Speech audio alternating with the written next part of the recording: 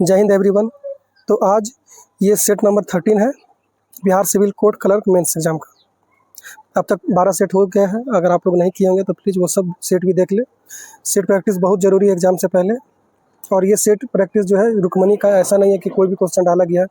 इस सेट में आधा से ज़्यादा तो वही क्वेश्चन है जो कि एग्ज़ाम में आया है, प्रीवियस ईयर ही दिया गया है, और बाकी आधा है जो मॉक टेस्ट के रूप में है, वो नया क्वेश्चन है।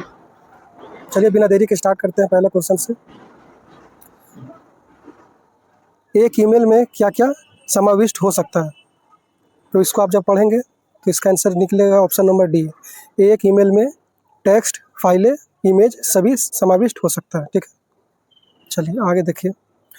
MS वर्ड में किसी पैराग्राफ का चयन करने के लिए निम्नलिखित में से किस माउस क्लिक का उपयोग किया जा सकता है? MS वर्ड में अगर आपको किसी पैराग्राफ का चयन करना है तो आपको माउस पे कैसा क्लिक कीजिएगा? तो माउस पे आप ट्रिपल लेफ्ट क्लिक कीजिएगा तब होगा, ट्रिपल लेफ्ट क्लिक। ठीक है, आगे देखिए। निम्नलिखित MS एक्सेल फॉर्मूला का परिणाम क्या होगा? देखिए यहाँ पे क्या लिखा है, 8/4 है, फिर क्या है 2 है, इसके नीचे कुछ नहीं है तो आप लोग क्या कीजिएगा, इसको 1 मान लीजिए।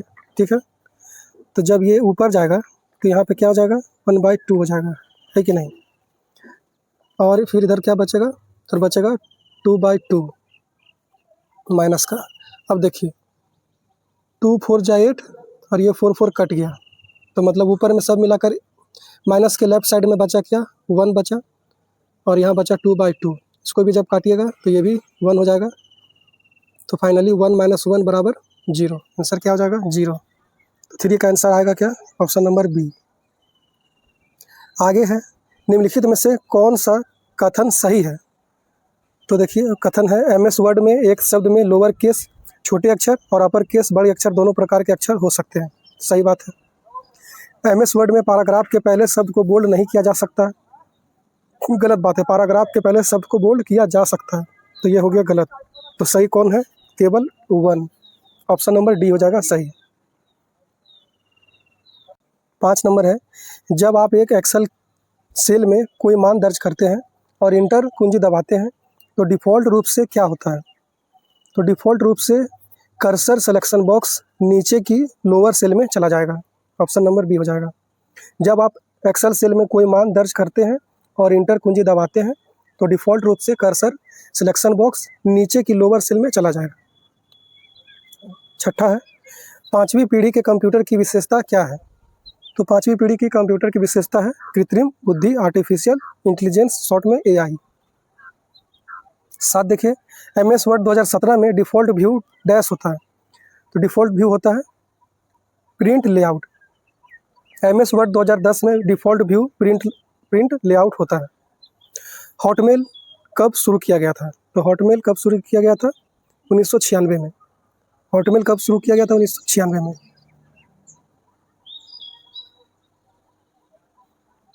आगे है, EBCDIC का पूरा नाम क्या है? तो इसका पूरा नाम है extended binary code decimal interchange code. Extended binary code decimal interchange code, option number B. आगे है 10 नंबर, डैश एक कौन सा इंटरनेट ब्राउज़र है? इन चारों में से कौन सा एक इंटरनेट ब्राउज़र है? तो ये हो जाएगा इंटरनेट एक्सप्लोरर। इंटरनेट एक्सप्लोरर एक इंटरनेट ब्राउज़र है। आगे देखिए, निम्नलिखित में से कौन सा सेंट्रल प्रोसेसिंग यूनिट का एक घटक है? तो इसका आंसर हो जाएगा option A, memory. Memory central processing unit का एक घटक है। 12 है, सॉफ्टवेयर के डैश में कमांडो और ऑप्शनों की सूचियां होती है, तो ये हो जाएगा मेनू बार में। सॉफ्टवेयर के मेनू बार में कमांड्स और ऑप्शंस की सूचियां होती है। चलिए आगे 13 नंबर देखिए, हार्ड डिस्क को फॉर्मेट के बाद हार्ड डिस्क की सारी जानकारी डैश से प्राप्त कर सकते हैं, तो इसका आंसर होगा partition table, option number A. Hard disk को फॉर्मेट के बाद हार्ड डिस्क की सारी जानकारियाँ पार्टीशन टेबल से प्राप्त कर सकते हैं।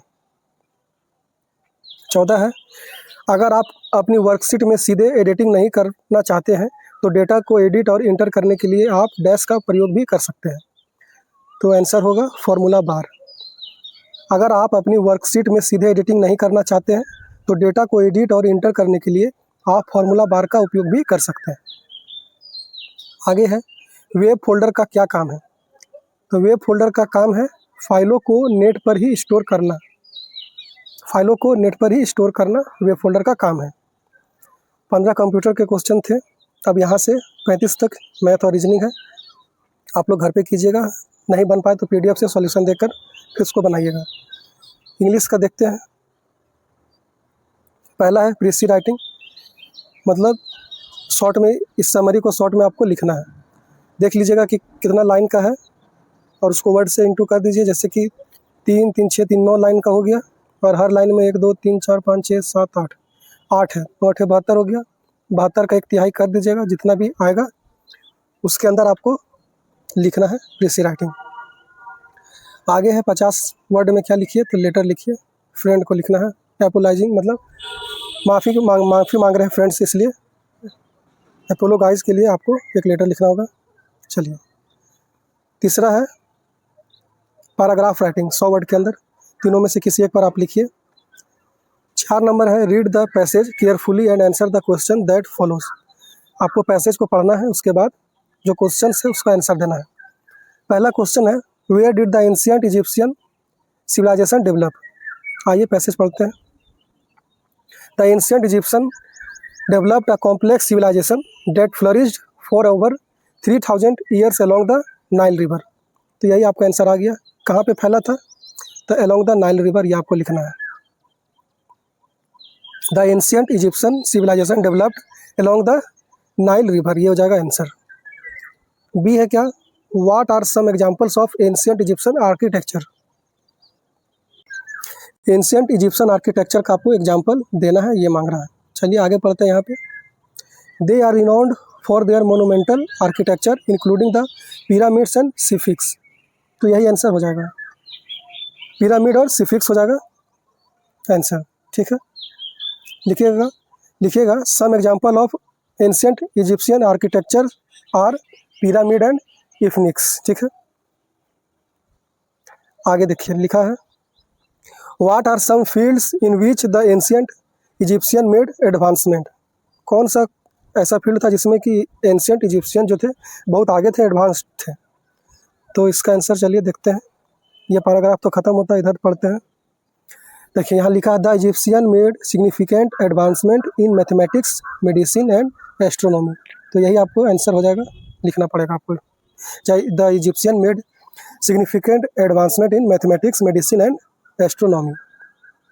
लास्ट क्वेश्चन है who was at the top of ancient Egyptian social hierarchy. तो देखिए यहाँ पे है their society was highly organised with a powerful pharaoh at the top of social hierarchy. तो यही हो जाएगा, फरो आंसर हो जाएगा। Furrow was at the top of ancient Egyptian social hierarchy. तो इस तरह से सेक्शन बी इंग्लिश वाला डिस्क्रिप्टिव खत्म होता है। अब है हिंदी का डिस्क्रिप्टिव।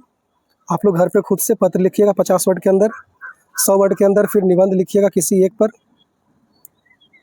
मुहावरे मैं आपको पढ़ के सुना देता हूँ। ऐसे तो ये सब भी आप कर ही सकते हैं, लेकिन मैं बोल देता हूँ। ठीक है, पहला है कान का कच्चा होना। कान का कच्चा होने का अर्थ होता है दूसरों की बातों पर तुरंत विश्वास कर लेना। दूसरों की बातों पर तुरंत विश्वास कर लेना। वाक्य बनाइएगा कान का कच्चा मत बनो, हर बात पर यकीन मत करो। दूसरा है रंग में भंग डालना। रंग में भंग डालना का अर्थ होता है खुशी के समय बाधा डालना। खुशी के समय बाधा डालना। वाक्य बनाइएगा बारिश ने हमारी पिकनिक में रंग में भंग डाल दिया। सी है चार चांद लगाना। चार चांद लगाना मतलब होता है शोभा बढ़ाना। इसका वाक्य बनाइएगा उसकी उपस्थिति ने पार्टी में 4 चांद लगा दिया। अब किसकी उपस्थिति में पार्टी ने 4 चांद लगा वो आप बताइएगा। चलिए डी देखिए भैंस के आगे बीन बजाना। तो देखिए बीन बजाया जाता है नाग नागिन के सामने। आप भैंस के आगे बजा रहे हैं, कोई फायदा होगा नहीं होगा। इसका अर्थ होता है मूर्ख को समझाना। भैंस के आगे बीन बजाना, मूर्ख को समझाना। इसका वाक्य होगा उसे कुछ समझाना भैंस के आगे बीन बजाने जैसा है। ठीक है, चलिए आगे है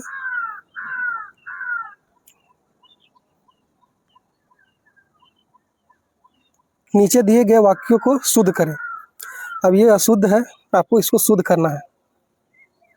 वह रोज सुबह योगा करता है, पहले तो है काटिए, ये होगा है, ठीक है।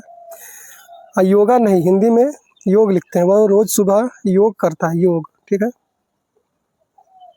इंग्लिश में ऐसे लिखा था योगा, लेकिन हिंदी में योग बोलेंगे।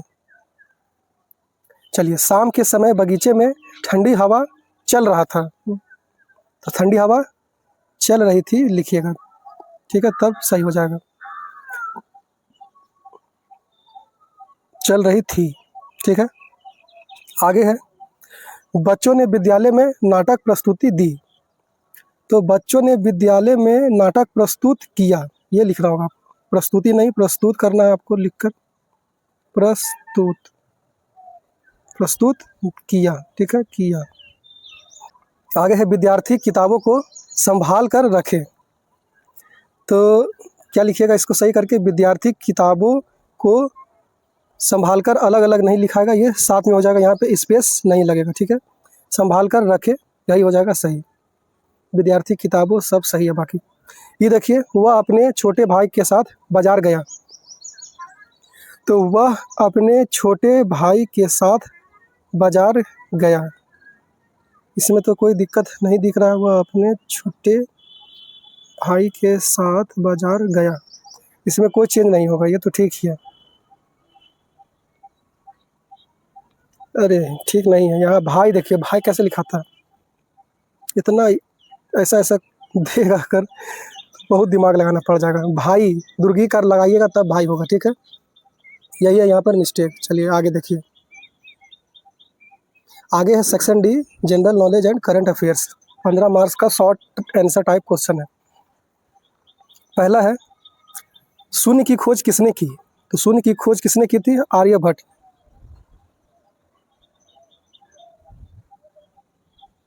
ठीक है। किस विटामिन की कमी से ऑस्टियोमेलेसिया होता है, तो ये होता है विटामिन डी के कमी के कारण, विटामिन डी हो जाएगा।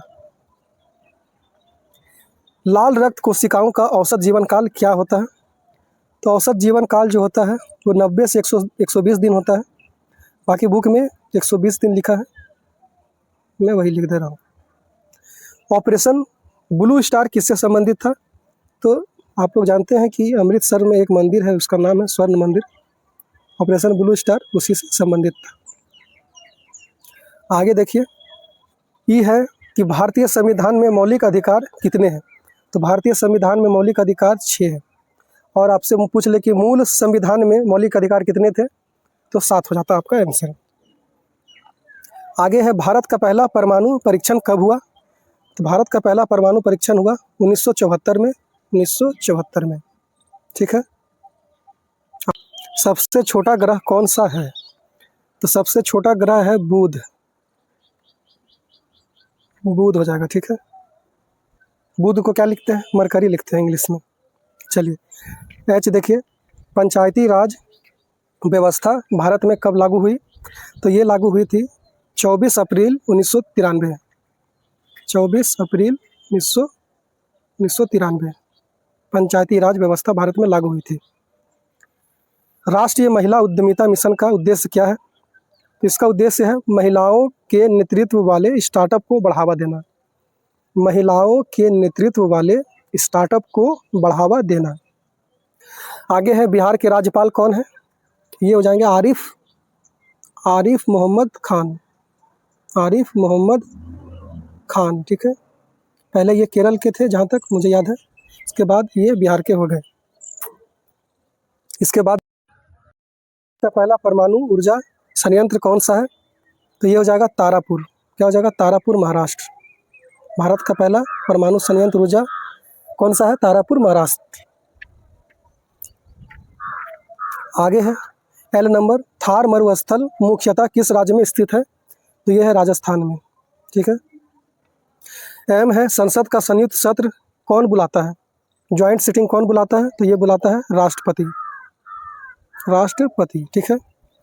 न्यूटन का दूसरा नियम क्या प्रदान करता है, तो न्यूटन का दूसरा नियम प्रदान करता है बल बराबर द्रव्यमान गुने त्वरण।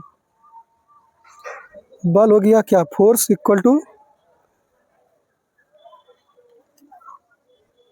मास इंटू एक्सेलरेशन। द्रव्यमान का हो जाएगा मास और त्वरण का हो जाएगा acceleration. Force equal to M into A, mass into acceleration. ठीक है। भारत का सबसे बड़ा निर्यात उत्पाद कौन करता है, कौन सा है, सॉरी, भारत का सबसे बड़ा निर्यात उत्पाद कौन सा है? तो यह है पेट्रोलियम उत्पाद, पेट्रोलियम प्रोडक्ट, पेट्रोलियम। ठीक है।